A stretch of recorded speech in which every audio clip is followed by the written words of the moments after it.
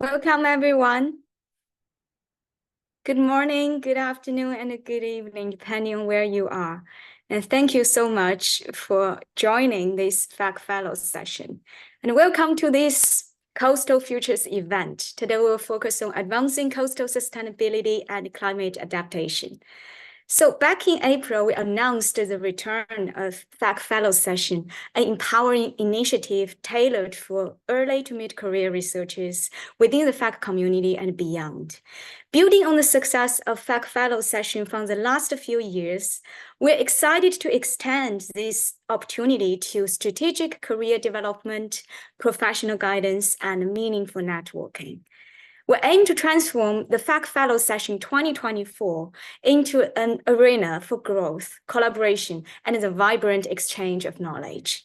Therefore, we invite all the FEC Fellows to contribute to the Fellows Session 2024, whether through seminars, presentations, demos, story sharing sessions, or literature reading clubs, or research topic discussions. So your involvement is really important for us in shaping the dialogue and enhancing our collective journey. And our goal today is to delve into complex interplay between coastal communities and marine environments, and to explore innovative approaches to sustainability and resilience. So we have an exciting lineup featuring 2 presentations from our FEC Fellows, 20 minutes each, and followed by a Q&A session. So without further ado, let's begin with our first presentation. And our first speaker is Dr. Baker Matov, a PhD researcher in sustainable development at School for Sustainability Futures, India. And Baker is an early career researcher and also a part of the FEC family. And his research focuses on the blue economy and empowerment of coastal vulnerable communities. Through his approach, which is transdisciplinary approach, and he co-designs sustainable interventions and nature-based solutions to complex human and environmental changes. So today he will present on understanding the complex intersection of marine environment and coastal community system vulnerabilities to co-design ocean sustainable development and community empowerment narratives. So please join me in welcoming Baker. And please, Baker, you are free to share your screen, and the floor is yours. Yes. All right. Thank you very much, Frank, and everyone for joining. So let me share my screen. Is it visible now? Yeah, we can. Yeah, we can see the slides. Yeah, it's visible. Okay, yeah, thank you very much, everyone. So I'm not going to share my preamble again because Frank has really shared it. What I'm going to say is that before I start, we have to first think of, for example, what do we envision, for example, as future early career researchers, especially for the ocean. And when you look at what we envision, and especially the past we've had in the ocean space, realize that there are many complexities. And because of that, I thought of this interesting topic that tries to look at the intersection between that. So in my presentation, I'm going to talk about like 4 main issues. The first one is an intersection between the ocean and coastal livelihoods, especially the emerging spaces for sustainability and opportunities. Then after that, I'll dive into the complexities there that disempower the communities we have, especially in the coastal regions of the global south. Then, because we are looking at charting sustainable pathways, I also give what perspectives I have, especially if we are to drive this sustainability based on the narratives of coastal communities in India. And in that, I'll co-design something that can help us scale up that. Then I'll conclude by giving a few remarks on that and give a special thanks to all the people who attended. So without wasting time, when you look at marine and coastal communities, especially the systems, one thing is they interact, and there is an interconnection between coastal systems as well as the coastal communities. In other words, most of the communities over time have been depending on the marine resources, and to reinforce Matuf, sorry for the intervention. Could you play your presentation, like enlarge it and just play it so everyone can see it clearly? Thank you. Because now we see the editing mode. Right. Just the bottom right. Yes, perfect. Thank you. Please carry on. Yeah, okay. So so when you look at because of recognizing this interrelationship between the marine environment as well as the coastal communities, right now we have seen the streamlining of the blue economy. And in the blue economy part, we look at how can we promote, for example, in terms of access to resources, as well as governance of these resources, say that we promote a new era of sustainability. And when you look at the blue economy, conceptually, it was developed in at Rio 2012, which is the Rio Summit or Earth Summit. And in it, it tries to look at an ocean-based economy that is equitable. And with equity, we try to look at promoting of those communities, especially small island developing states and the global south, where they can, for example, share equally the benefits of these resources, and also trying to promote the intrinsic system interactions of these resources. And with this, we try to also promote clean technologies and material circular flows. So to streamline the blue economy, the Ocean Panel tried to classify these sectors because there are really many sectors and these vary across geographies. So to streamline that, the Ocean Panel categorized these sectors into 3 main classes. And for each class, there are some subsectors or activities for the blue economy. So these sub-activities mainly are 13. And when you look at the goods, for example, we have aspects like aquaculture and hatcheries, seafood processing, among others. One aspect that is really critical is the energy component, because as you know that, for example, fossil fuels have not been really sustainable. So in this Ocean Panel, they try to look at the ocean energy and renewable energy component. And if we look at, for example, the sustainability, if we bring in the sustainability perspective, especially to the global south, we realize that there are really many opportunities. And one of it is it promotes sustainability targets, including the social inclusion target, economic inclusion target, political or institutional governance, then scientific, as well as the environmental component. And if we harness these resources, especially ocean goods and services, the benefits are innumerable. And according to current estimates, about 1.5 to 4 trillion US dollars can be reaped if we try to promote the inclusive blue economy. And I saw some projection recently that shows, like the FAO report shows that if we, for example, sustain this transformation, the returns could reach over 20 trillion US dollars per year, and that is massive. So, and when you look at who really benefits from these resources, or who is more endowed with these resources, the benefits could be reaped by the global south. And when I talk of the global south, I mean emerging economies, for example, in Africa, Asia, Latin America, and the Caribbean. So why? Because when you look at the key sectors that have been that has been harnessed or highlighted by the Ocean Panel, we see that most of these global south regions have the most endowments. And in figure 2, I try to show how these countries have comparative advantages. For example, when you look at fishing, the global production of fishing, this statistic has been changed by the recent FAO report. It's now 224 million tons. But this one, I used the recent report of 2023.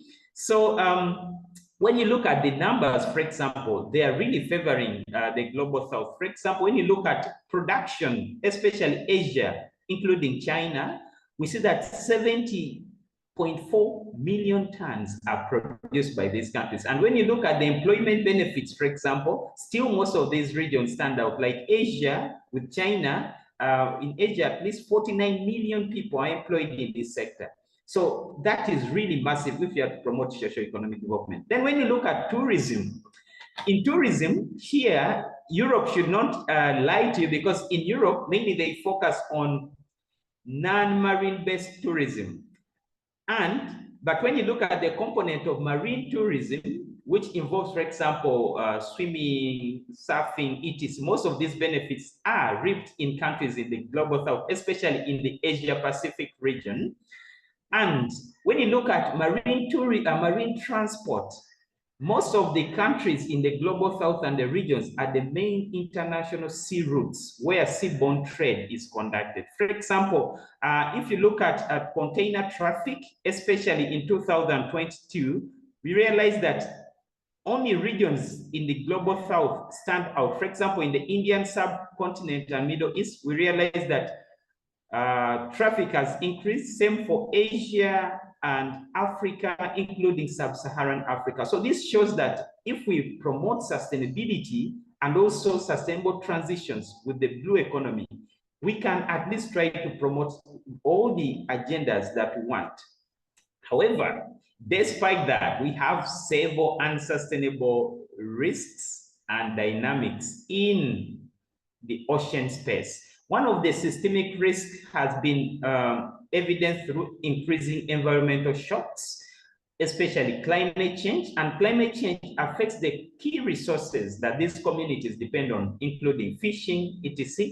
Then also, in most of these regions, there's been an increase in contestations for resources, which creates what we call resource nexus complexities. For example, in India, where I'm based right now, there's been a discovery of, for example, unique black sands. And through these sands, you realize that most of the coastal communities are being relocated or, in most cases, displaced. So that affects the equity spaces we are envisioning. And only when you look at the research component, especially in the blue economy space, in terms of promoting social equity, only 16% of research is focusing on social and economic equity dimensions. So that is a concern, because most of the communities, like in the global south, really are focusing on social dynamics of empowerment. Then also blind spots are there when you look at how or where women are empowered, most especially in the long-held or long-established blue economy sectors. And also when you look at the frameworks, most of the frameworks favor masculinities. For example, about 10 to 20% of women, especially in most of the sectors, are in vulnerable employment. And some programs that are really set up to help scale up blue economy initiatives, most of them have theoretical and evidence-based gaps. And also the impact of these programs is not yet studied, especially when you look at the FAO Blue Transformation Framework. It is not really studied and is still less specific. And also the collaborations between researchers are normally lacking, as we'll see in the preceding figures. So for example, in here, I try to show what really is the concern. For example, I conducted a synthesis of over 3,000 documents that I sourced online. And when you look at the research trend analysis of blue economy and equity, especially in the global south, it's not favorable. For example, if we look at research since the 1873 up to like 1990s, there was limited research. And when research increased, partly due to the streamlining of the blue economy, there's a positive shift. But recently, there's been a negative trend. And when you look at the collaborations between researchers, especially multi-level collaborations and single collaboration partnerships, they normally favor countries which are in the global north. For example, when you look at India per se, like when you look at who really leads these collaborations, most of these collaborations are led by countries in the global north. And with that, it means it can create biased reporting. And in some cases, some studies have said that it limits what we call the decolonization aspect of equity, especially in fisheries aspects. Then when you look at how these challenges perpetuate, I use, for example, word cloud and realize that most of these environmental challenges or most of these risk indicators are dominant in global south regions. For example, in the Indian Ocean, some of them are into marine pollution, and few talk of, for example, countries or aspects that concern the global north. Like here we see West Antarctic, which is not normally sedentary by population, Southern Antarctic, etc.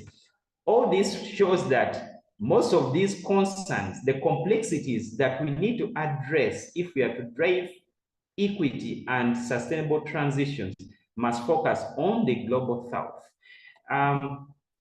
So how then I go to the most important aspect. So how can we design this roadmap to create sustainability?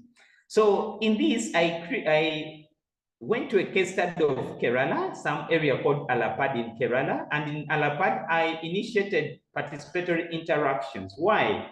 Because in most of the emerging research, especially on sustainability transitions, we have to look at transdisciplinarity, where we co-create ideas using the bottom-up approach and perspectives of the most vulnerable people. So with that, I tried to also go into Kerala, and one, I was trying to look at what are the main issues there, how can we ideate sustainable pathways, and how can we, for example, compartmentalize these pathways into, for example, the sustainable development goals, as well as sustainable ocean development pillars.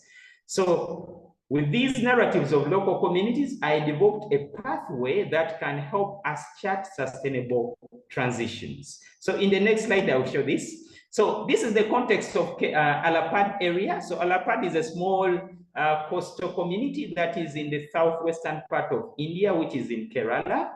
And this area has, for example, 17 wards. And historically, it has been a fishing village. So when you look at the population dynamics, most of the populations are women. But since the 2000s, there has been increasing shocks. For example, the 2004 tsunami and 2018 floods. And most of these have really affected the most vulnerable, who in this case are women. And also when you look at social safety nets, there's something called MasterFed, which is an insurance program by the government. Only one woman in the community is insured. So that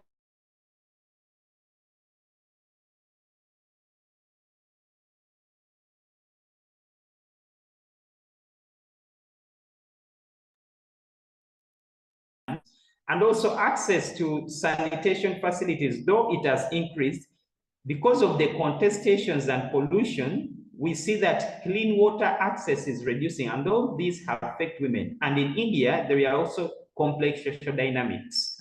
So what I did with this community, I tried to do a transect walk to get to know what are the key resources in this aspect. Then when I went to this village, I realized that also they have something we call ecological or ecosystem grief. For example, they have tsunami memorial sites where the people who lost lives are still there. Then also they have coastal activities like fishing. And in here, I tried to sit with the community people, because if we are to co-design narratives that are transparent and collaborative, we have to get them from local people. Then in here, coastal women were ideating on what should be the best options. And in the last photograph here, we had co-ideated what should be the narratives that can bridge the gaps that we have relating to sustainable transitions. So with that, I realized that these communities, especially the women, have some assets or activities that are engaged in. For example, they have backwater fishing, which is something unique that women are involved in. They have tourist sites.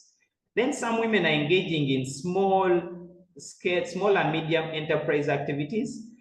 But when you look in the last photograph here, they are increasing sand mining aspects, and these affect, one, the landscape morphology of the coast, and two, sources of, for example, fish. As you see here, for example, a full day catch extracted by this community was just a small basket. And this is a concern if we are to drive, for example, sustainability.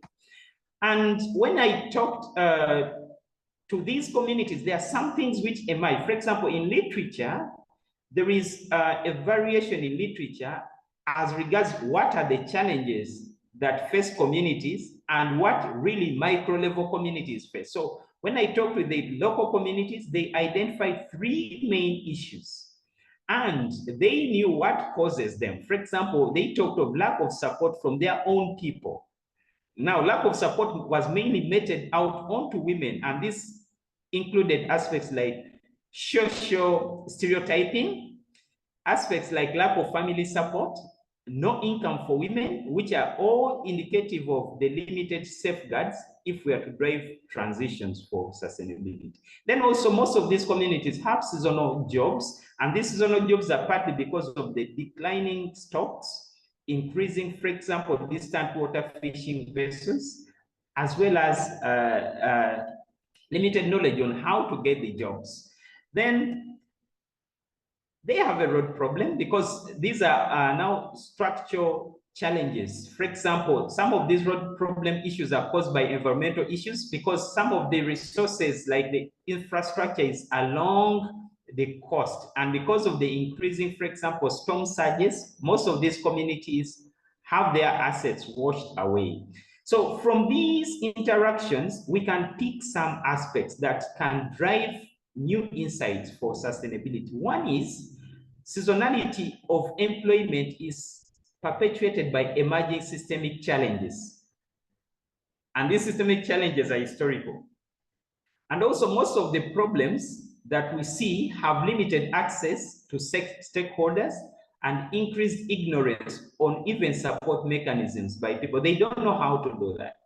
Then also the existing support mechanisms by local actors are still exclusive, especially to married women. Like if a woman is married, she is not considered into these programs. Then also one aspect that occurred, especially after COVID-19, is that most fishermen are now becoming supportive of women's participation in employment because they realize that if, for example, women also engage, some income for household stability can be obtained. And also social-cultural attitudes are changing, especially when you look at the vulnerabilities. But still, most of these communities face economic vulnerabilities and financial instabilities. So with that, I try to see, after getting these narratives from the community, we try to co-design what should be considered if we are to drive sustainability. In this, I use the process of engagement.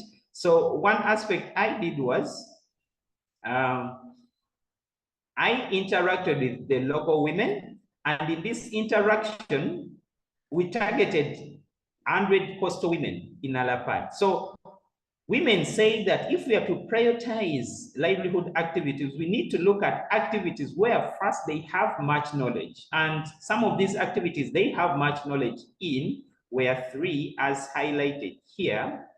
And they knew the key requirements for sustainability. For example, there should be a specific site, which is part of a social livelihood safeguard, then also startup capital, a leadership team, and financial management team. So when you look at this, it means that transformative actions need to be compartmentalized with empowerment spaces and empowerment domains. And also, women highlighted the procedure that can be used to scale up these empowerment spaces, because if we co-design a strategy and we don't scale up, it means that it will be lost from the start.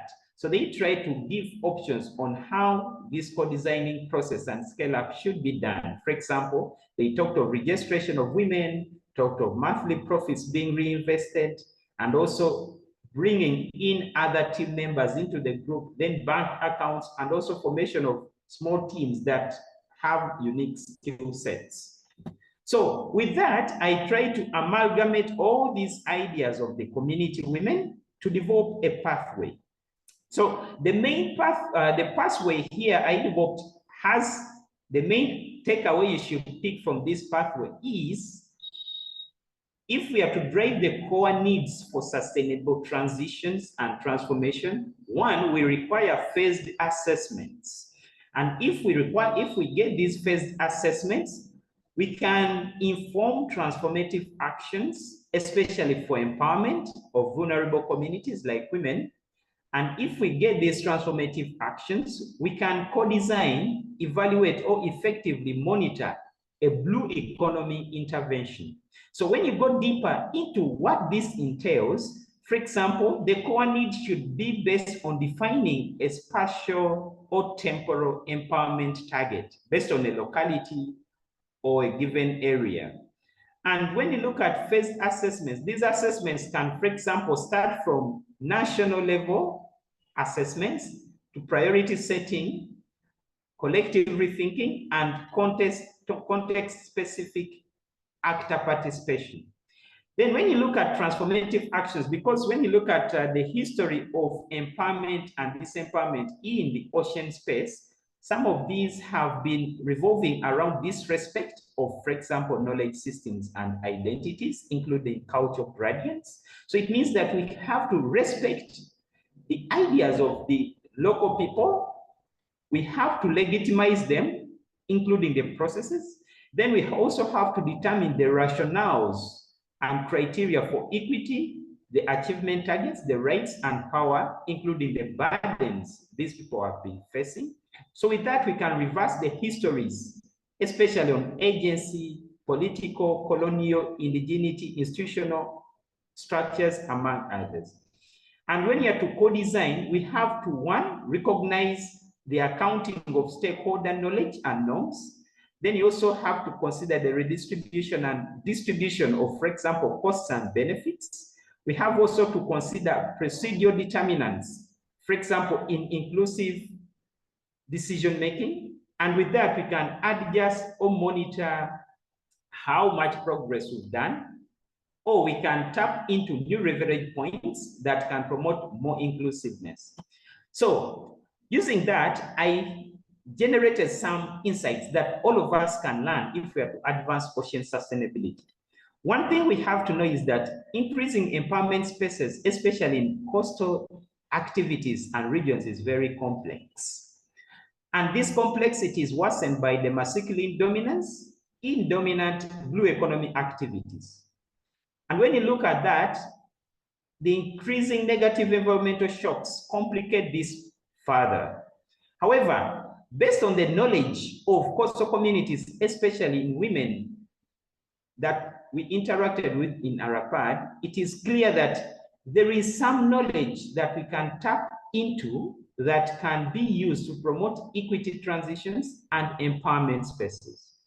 But in most of the global south regions, there are still limitations in existing institutional and local community landscapes on how we can incorporate these narratives.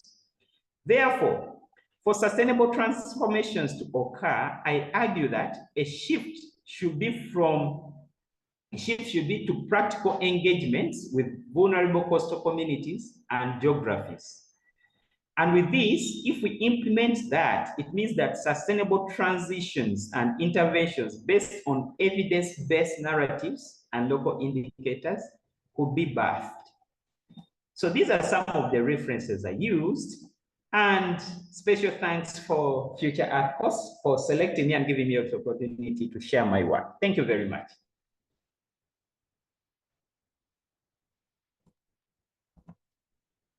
Thank you so much, Dr. Baker, for your inspiring presentation. And I think all this analysis based on the documents you generated, it's really striking, and it's good to see that you have some strategies to advance these coastal sustainability issues. And following up, we have the next presentation, and it will be given by Professor Pradeep Nair, a communication scientist and professor of new media studies at Central University of Himachal Pradesh, India. And his research focuses on the nexus between climate and health, and climate change impacts, adaptation, resilience, governance, and policy. So his presentation's the title will be Creating Resilience Among Coastal Communities, Communication, Outreach, and Climate Change. And in his presentation, he will explore the relationship between communication, media, and climate change with a focus on the information needs for coastal communities. And so, Professor Pradeep Nair, the floor is yours. Thank you so much, Fang. Am I audible? Am I audible? Yeah, we can hear your voice. Yeah. Thank you. Just a minute. Let me to share my presentation.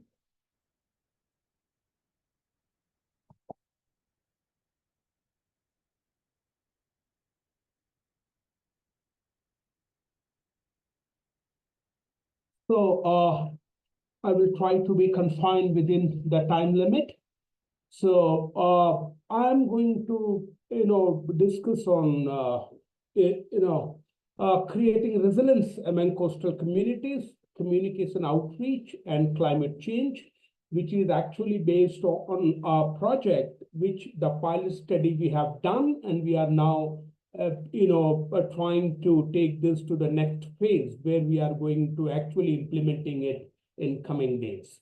So basically, in this presentation, I will try to, explore the relationship between communication media and climate change, especially, about the information needs of the coastal communities and how communication outreach, can create awareness of micro and macro level ecological interventions in terms of climate resilience and coastal biodiversity. The stakeholders which were a part of our study, they are basically the coastal communities, the partners in government, industry, which is based on coastal economy, the local communities, the NGOs, and the opinion leaders. The strategy focus was how to use the ocean and coastal ecosystem to mitigate and adapt to climate change, and also at the same time how to aware and how to prepare the coastal communities about the degradation of coastal wetlands, because the coastal pollution is a very emerging area, and especially in this part of world, in India, most of the coastal areas having a lot of issues as far as you can say the debris deposition, or the littering, or the illegal deposition as far as is concerned. And also the aim was to make the coastal communities to learn how to conserve the natural coastal ecological systems. Actually, see, you can't import solutions from outside, because over a period of time, while working on different communication outreach projects, this is something what we have realized, that the solution, you have to find out the solutions from practical life situations. That works much in comparison to importing something which is not going to work in your in your place or in your context. The purpose of our communication outreach program was to address and reduce litter and illegal dumping in the communities of Kalangut Beach, Goa, which is a very famous tourist destination of the country. And by identifying the challenges and needs, by cultivating a shared knowledge and understanding of these issues, not on the basis of what we read or what we go through conferences or seminars, but rather it is all about what we learn while knowing the communities itself. And at the same time, it was also how to foster and promote stewardship within the communities itself. And also to connecting communities to existing panchayat and municipal corporation and regional resources. Interestingly, the Kalangut Beach of Goa is not governed by municipal corporation. It is basically, take care by the village panchayat itself, which is actually a local development body. So, and also, the focus is on generating solutions, from practical life situations to address the litter and illegal dumping, especially in the selected sea beaches.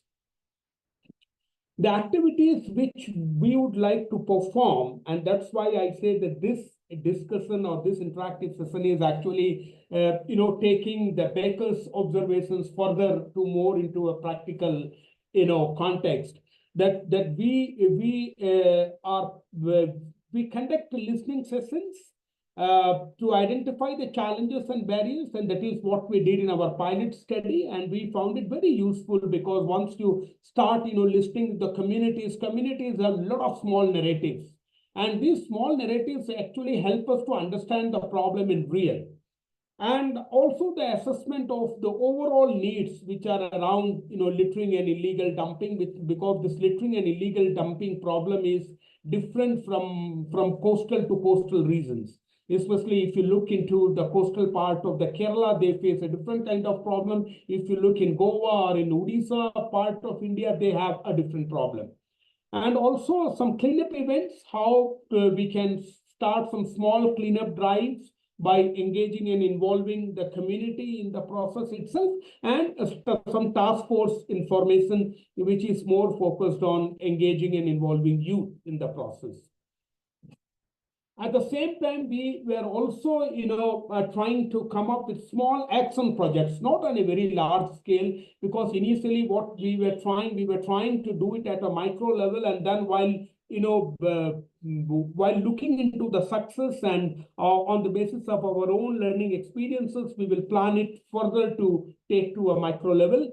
So small action projects that will address, identify litter and illegal dumping challenges, the barriers and needs, and also, how we can develop some small, marine debris educational modules, which we can use in small training sessions. Because since I have a communication background, so my focus is more on how to use, the potential of communication outreach to help the communities to understand what actually they are facing right now. We are we are using the four standard methods where we have scientific research to help us to to establish the problem, the research problem, also the statistics, so that we can look into the seriousness of the problem. We have site-based demonstrations where the actual the site-based information, the first-hand information is with us. We are also trying to look into the policy reforms. What kind of policy support shall be there to help the communities to deal with the problem? And of course, the main focus is on communication outreach. How we can come up with a communication outreach program to engage the communities actively in the process. We basically, what we tried in our pilot study, that we observed and analyzed how coastal people interact with each other. That's very important because they work for quite a long time, in the coastal area. So what they talk about, how much they talk about the problems, what they are facing, and what is their understanding about, their environment, especially in a cultural context.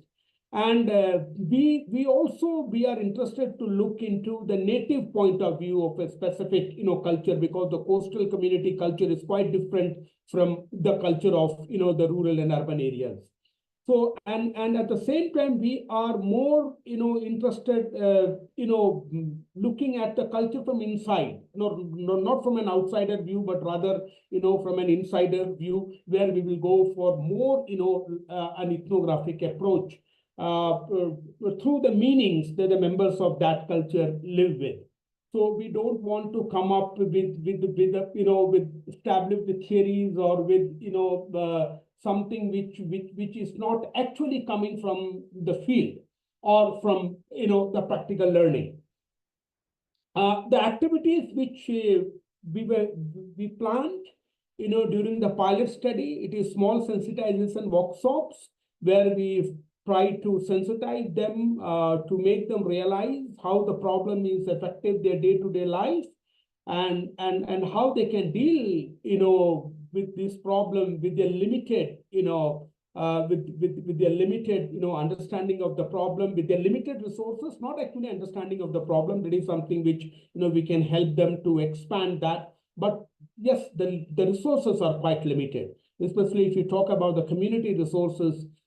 There is a limitation. So how to deal with the problem with limited resources, And at the same time, also what kind of narratives are there, what kind of small narratives are there, and how to bring those narratives in practice, and also how to specify, create, maintain, and change the frame of their action. That is basically, it is more on how people can practice change. So that is something which we did in our pilot study, and which we would like to expand, in our major study. And the key elements of the communication outreach program is that we basically, it is on awareness, advocacy, and policy change. These are the three key elements. And at the same time, how to active and engaged, citizenry at community level. It is also, how to connect them with each other, because many of the communication gaps and information gap is there because people, they are not interacting with each other. Then the small communities, they will have more interaction, they will have more, scope of learning from each other.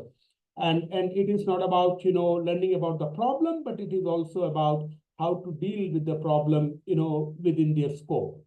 And we want to work very close to the field, and we are more interested in collecting the first-hand experiences through outreach campaigns.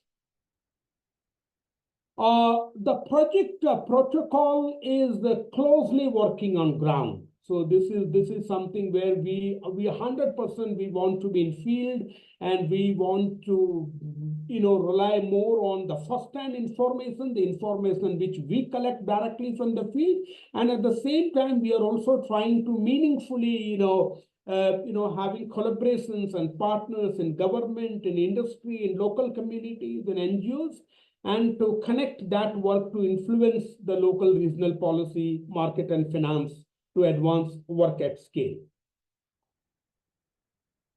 The possible outcomes, which is based on, actually the outcomes of our pilot study, is one is helping the coastal communities to learn, how to implement and scale up, nature-based solutions, which, I discussed earlier, that the solutions which are coming from practical life situations for climate adaptation. Also, at the same time, facilitating and helping the coastal people to take informed decisions on coastal resilience and climate change issues, and at the same time to build a trust and understanding for change in the mindset of coastal communities.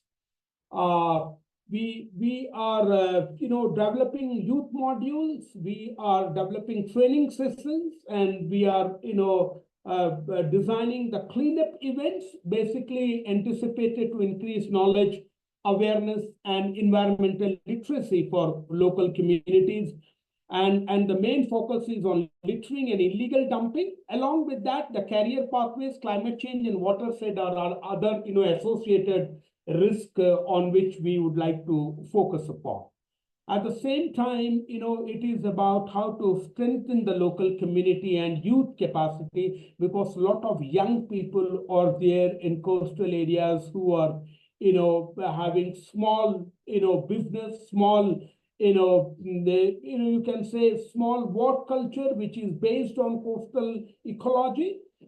And we would like to empower and bring a stewardship to address the issues in local communities, and also want to establish, a baseline understanding of identified issues, an understanding which is based on a knowledge or on an information which which they are familiar with, or which they can easily go through. And also at the same time, we would like to strengthen and broaden the relationship between all the stakeholders, especially the NGOs and the government, the local bodies, especially the village panchayat bodies. The USP of this whole communication outreach, program is that the first one is proximity. Because once you start working very closely with the communities, you realize that working close, make certain things workable.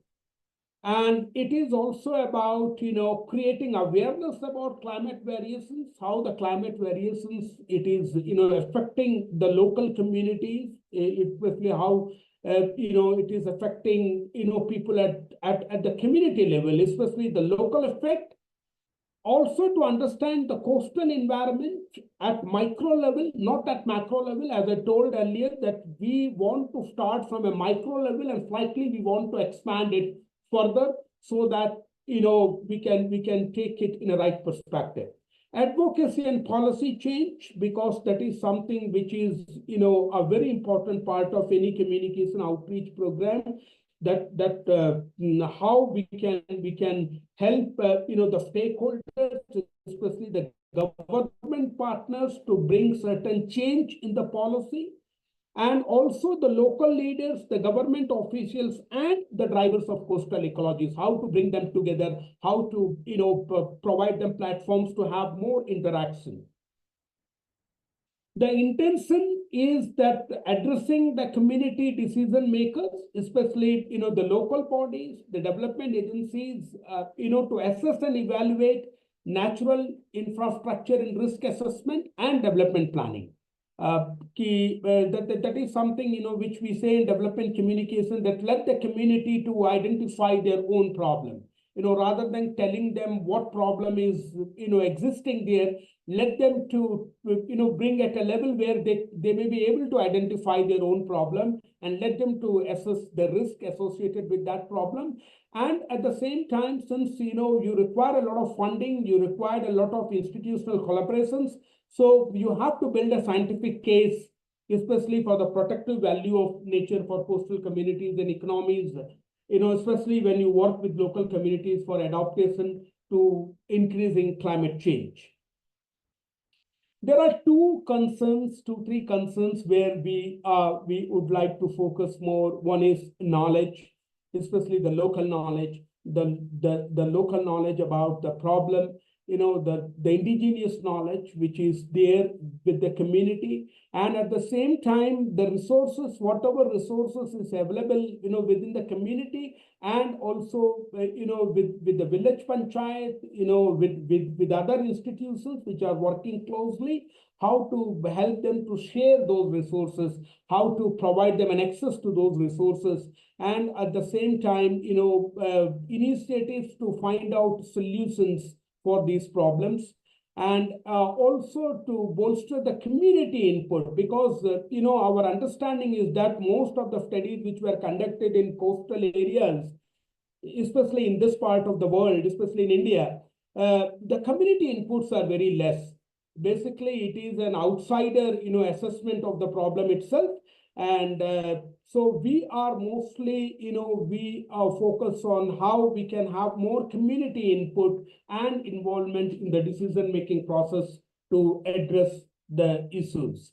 So thank you so much to the FEC family for providing us, both me and Baker, an opportunity to discuss and to interact about especially the coastal regions of this part of the world, especially in India, that what kind of problems we are facing and how to deal with that.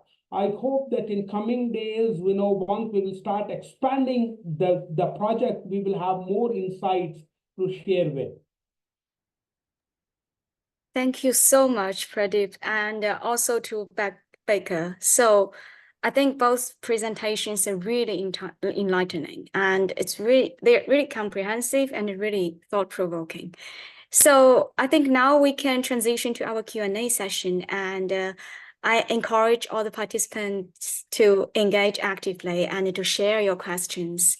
So you can raise your hand or just unmute yourself, and alternatively, you can type your questions in the chat box if you prefer.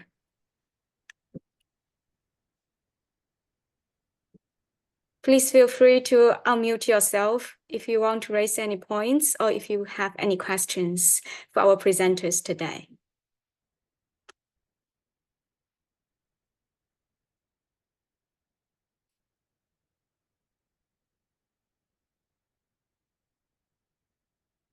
So I actually have a question, first for Dr. Baker, and I think your slides are really interesting, especially in these key takeaways from the interviews you mentioned. And especially I see this attitude change after COVID-19. And all this actually quite positive. So a lot of people actually blame that, okay, the past pandemic was really a nightmare, but actually it's also an opportunity window in this research field. Can you elaborate a bit, like what's the foundation, what's the fundamental reason and the root cause for this? Well, thank you very much, Fang. It was also a surprise because I didn't expect that based on the literature, what literature I was talking about, you know. Every time, normally, when you look at literature in the global south, because it's less studied, it normally talks of socio-economic, ecological grief, like it's like problems, you know. So I try to investigate, are really these problems real? Do they vary, especially in areas that we didn't know? And indeed, they do. For example, when I went to this community, it has a history of disempowerment because it's a fishing community, and most of the fishing zones, especially in the global south, negate women's participation, like in fisheries. And in India, this is more worsened by the social constructions, especially it's getting outlawed, but it's still there covertly, which is like the caste system. So I interacted with the community. So when I interacted with the community, they were like, yeah, we acknowledge that fishing has been our mainstay, but we have dwindling stocks, because in the past, these men used to think that fishing is our work, it's our livelihood. So our community should depend on fishing. So there are economic constructions, gender norms, and job roles set up.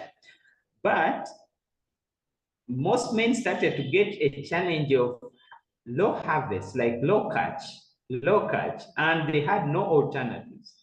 Secondly, there was increased contestations for minerals. So like a lot of contestations were coming in, and they were to the disadvantage of the men.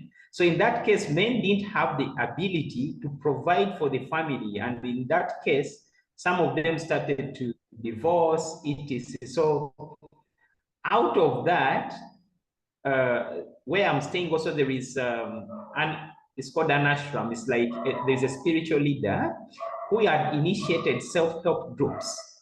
And some of these men started to realize that when COVID-19, it's called Kudumbashiri. It's called Kudumbashiri. I think Professor Naya knows it. So like in this, it's called Amritashri. So under Amritashri, they realized that during COVID, the women who had learned skills through Amritashri and Kudumbashri were more resilient and had the ability to even, for example, sell goods, like they make souvenirs, as I showed you, even without contact. Meaning that even though COVID was there, including the lockdowns, some of them were able to trade some of their products without contact. And in that case, they were able to provide some livelihood sustenance for their households.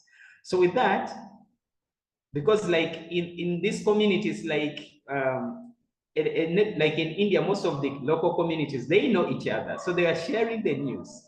So when they started to share the news, most of these communities, during COVID, they are now willing to change this perception immediately, even before the pandemic opening up. So with that, after the pandemic opened up, there was this increased need, at least for every household, at least every woman or every girl child, to at least learn something that can contribute to the community's welfare and stuff like that. So that's how it came in. And it came as a surprise to us also, because we didn't expect this. And it is increasingly being scaled up, yeah. Yes, that's really impressive. And I see actually, Professor Pradeep Nair, you kept noting. It's really something you agree on, right? So actually, see, the Baker has pointed something very, very important, because these small communities are basically, they are not very skilled one. Actually, fishing is something which they have, you know, you can say it is something which is there in their blood. So this is something which they are doing from centuries. So, but at the COVID time, they started realizing that this is not going to work, especially in an emergency, in an emergency, health emergency situation like, a pandemic like COVID. So he was very rightly, he said that then they started realizing that, no, this is not going to work. They have to learn something else because they need some alternative, source of income. And that, started, helping them to get out of that only, that fishy, mindset. And they started, looking into the alternative. And this happened everywhere in this country. And COVID really, COVID, we all of us, we now, and even today, we are realizing that COVID has, taught a lot of lessons for everyone in the world, especially to look into how to deal with a situation like this. So, really, I appreciate, Baker's insights because they were very useful, to understand, the problems of blue economy, especially, the regional economy of the coastal communities. Yes, yes, definitely. Thank you so much. And I think today we see a regional perspective on coastal sustainability from India. So actually, at FEC, we have a new initiative. It's called Tour de Coasts. And I also would like to share this initiative with all of you. So Shifang, could you share the flyer on the screen that everyone could see it? And actually, with this initiative, we developed in collaboration with researchers from the University of South Carolina. And the preliminary goal of this survey is to engage the FEC network and beyond to foster comprehensive global understanding of coastal sustainability. And our overarching goal is to facilitate knowledge exchange and among FEC's affiliated researchers, practitioners, and our engaged communities. Because our global partners actually bring unique perspectives on coastal sustainability. And these perspectives reflect diverse coastal systems, geographies, and the socioeconomic contexts. But however, actually, we felt often this wealth of knowledge is underutilized. So therefore, we see a significant opportunity here to amplify our collective impact by better leveraging these diverse insights. So following this survey, we will be also hosting a series of interactions designed to create a forum for this meaningful knowledge exchange about global priorities, challenges, and opportunities in coastal sustainability. So with that, I also would like to invite all the participants today to join us in shaping the future of our coasts by sharing your thoughts through this Tour de Coast survey. You can just scan the QR code. And thank you, Baker. So I think this, with this, I also would like to thank all of you for your insightful presentations and for our participants. And I think your work is really inspiring and crucial for us to advance our understanding and actions towards coastal sustainability and climate adaptation. And for our participants as well, and I hope you could be staying connected and also stay tuned for our future events. Sorry, can I just cut in? I think Mel just raised her hands, right? Okay, yeah. Please unmute yourself. Yeah, thank you. Thank you. Thanks very much. I'm also noticing the time, so maybe I'm out of time to ask a question. But I wanted to just... Okay. So I'm from South Africa, and I wanted to just ask Dr. Baker something because I'm doing a lot of work in the blue economy with coastal communities myself. And in terms of the pathways to sustainable blue economy, I noticed an issue you didn't take up much was the whole question of the role of government and sort of governance and structural constraints to pursuing a blue economy in India. And I'm also very aware of, a lot of the impacts of blue economy initiatives on coastal communities. And we in South Africa see like a major mismatch between the policy rhetoric of government and all the benefits of the blue economy and the realities of the ground on the ground and the impacts experienced by coastal communities. So I noticed you focused a lot on local level interventions. And so I'm just wondering about the sort of the analysis of governance and there's mismatches from the national to the kind of local level. And yeah, and how are you kind of bringing that into your responses at the local level? Thank you very much, Dr. Soman. Actually, maybe I didn't give the clear perspective of the governance framework in India. So in India, there are phases of governance. For example, there is the central government. I think Professor Nair knows it. Then at every state, like there are different states. So each state has a different jurisdictions. And like in Kerala, where I am, there is Kerala state government. Then they have a district. Then they have a taluk, which is like a block. Then they have the lowest point, which is a panchayat. So in a panchayat is like a hamlet.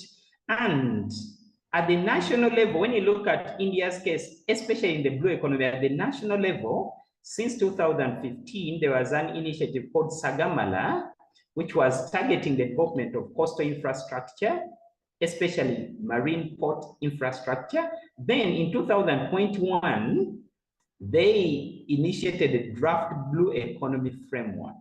So when you look at the framework itself, like me was doing research in the blue economy and empowerment of vulnerable communities, in the framework, one, there are some gaps. One, the definition of the blue economy in India's case focuses on mainly socioeconomic development. So if you focus on that, it means you're creating a business as usual scenario of economic extractivism, economic models. And two, when you look at the sectors that are streamlined under the blue economy framework of India, there are 7. Most of these 7 sectors are not really specific on addressing social components. They are just talking of increasing labor force participation. And when you look at that, those 2 aspects, it means that by increasing labor force participation, like in India, as it is in most of the global South emerging economies, one, you will favor the existing monopolies, especially in sectors like commercial fishing. 2, you disregard empowerment spaces and perspectives of the most targeted communities if we have to drive equity in the blue economy. And in this case, they're the local communities. Like if you look at also the blue economy, it was the small island developing states, indigenous communities. So, and as I said before, looking at the social constructs of coastal systems in like India, there are, for example, stratifications on who should engage where and what this person should do. So in that case, it means that all that ecosystem disbands or disregards the key perspectives and narratives of, for example, local women to communities who are vulnerable. So in that case, it means that if we have to bring, for example, a collaborative mechanism in the case of India, we have, first of all, because there is a lot of literature at a global level, like the government knows, for example, how much they earn, statistics are there, but social statistics on what could drive equity are somehow lacking. So how can we do that? So in this contribution I'm making, I'm trying to bring to the fore micro-level perspectives and narratives that are not captured, 1, in statistics, 2, in, for example, most of the research, especially in our community. So with that, it means that we are creating a win-win bottom-up, top-down approach. Yeah, so that's why in this framework I'm trying to develop, I was looking at the social, economic, environmental injustices that have been there before.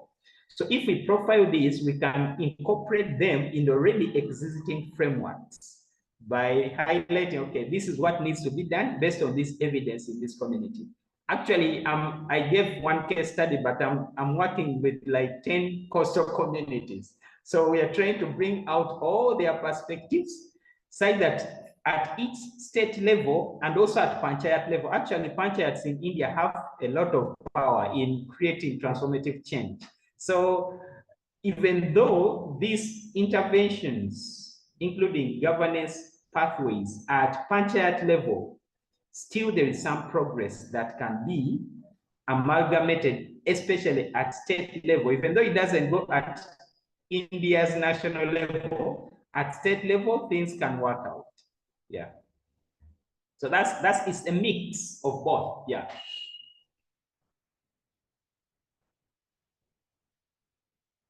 So yeah, that's what I can say. Thank you so much, Dr. Baker and Mo. And actually, I wanted to mention Mo is a FEC academician, and actually she is involved in a lot of research projects and consulting projects, ranging from integrating sustainability principles into development planning process globally. So I hope actually this discussion would continue, and with this FEC Fellow session, it could be a forum and to kickstart this potential collaboration. And okay, so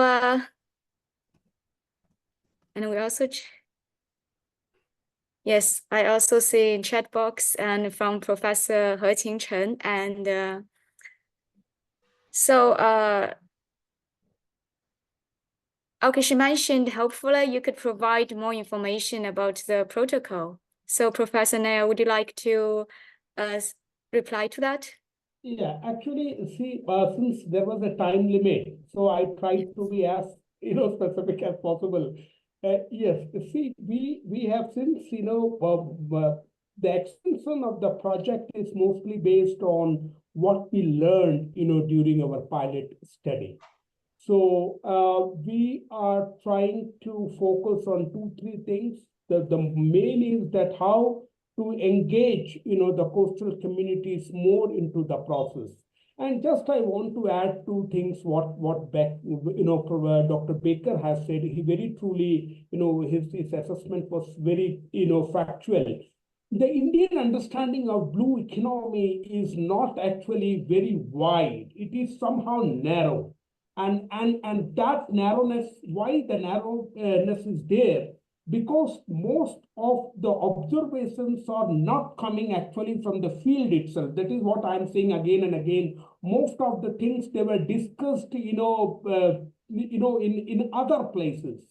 And why we are working at too much, at a micro level is because these micro level narratives and understanding, they're very important to help us to expand the process. Since we don't have much concrete information, which is actually coming from the coastal communities itself, the policies are not, bringing the desirable changes. And that's a problem which really, the coastal areas of this country is facing. So that's why we are working on this, since that is what I said, that once we will start implementing the project and go for an expansion, we will come up with more insights. And I hope that this is really, I appreciate a platform like this, because a platform like this is actually help us to come up with more collaborations. Because, for example, because I was not aware of what Baker is doing there in Kerala and what I'm trying to do in Goa. So it is also, a kind of networking where we can come together and help each other. So I hope that in coming days, all of us, we have more insights to share with. Yeah. Thank you so much. And actually, this is exactly Future Earth Coast has been dedicated to. We serve as a hub for networking and for knowledge mobilization. So with that, I actually would like to conclude today's session, and I would like to thank you all for your active participation and for all these engaging questions. And I also would like to give many thanks to IPO China team for coordination and facilitation. And I hope we could continue this important conversation and collaborate towards really a sustainable and a resilient future for our coastal communities. So have a great day, everyone. And I hope we will see each other in the next FEC Fellow session. Thank you.